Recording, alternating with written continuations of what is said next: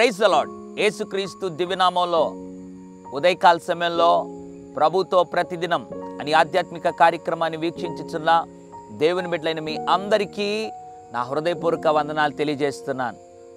జీవితంలో ఎన్నో ఆలోచనలు కలిగి ఉన్నావు. నీ మనసంతా ఎన్నో ఆలోచనలు. నీకు ఒక సందేహం, నేను ఆలోచించింది తప్పు కాదు కదా, వాక్యానుసారంగానే ఉంది కదా, దేవుడు అడిగితే ఇస్తానన్నాడు కదా, ఇది దేవుని చిత్తమే అన్నట్లుగా ఉంది కదా, ఎందుకు మరి నా ఆలోచన విషయంలో దేవుడు ఆలస్యం చేస్తున్నాడు అని ఉదయకాల సమయంలో యోచిస్తున్నావా?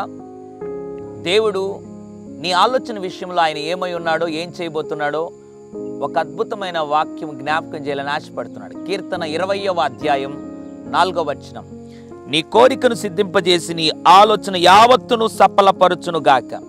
Praise the lord. ఎంత అద్భుతమైనటువంటి వాగ్దానం అండి.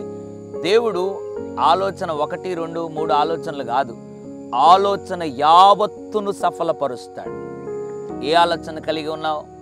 లోక సంబంధమైన ఆలోచనలు కాదు, దైవ చిత్తానుసారమైన ఏ ఆలోచన అయినా, దేవుడు వాక్యానుసారమైన ఏ ఆలోచన అయినా దేవుడు సఫలపరుస్తాడు. ఉద్యోగం విషయం ఎదురు చూస్తున్నావా? ఆలోచన కలిగి ఉన్నావా? వివాహం విషయం ఆలోచిస్తున్నావా? గర్భఫలం కలిగితే బాగుంటుందని ఆలోచిస్తున్నావా? ప్రమోషన్ వస్తే బాగుంటుందని ఆలోచిస్తున్నావా? పరిచయలో బాగా అభివృద్ధి చెందితే బాగుంటుందని ఆలోచిస్తున్నావా? ఏ ఆలోచన కలిగి ఉన్నావు? ఇంటి నిర్మాణము విషయమై ఆలోచన కలిగి ఉన్నావా? ఏ ఆలోచన కలిగి ఉన్నావు నాకైతే తెలియదు, కానీ దేవుడి ఉదయకాల సమయంలో వాగ్దానం చేస్తున్నాడు, నీ ఆలోచన యావత్తును ఆయన సఫలపరుస్తాడు. విశ్వసించు, నిశ్చయముగా అతి త్వరలో దేవుడి నీ మనసులో ఉన్న ప్రతి ఆలోచన సఫలపరచబోతున్నాడు. పరిశుద్ధుడా, ప్రేమగల తండ్రి, నీకు వందనాలు. ఆలోచన యావత్తును సఫలపరిచే దేవుడు అని ఉదయకాల సమయంలో మాట్లాడు. ఎంతమంది నీ ప్రియబిడ్డలు అయితే విశ్వసిస్తున్నారు ఈ వాగ్దానాన్ని?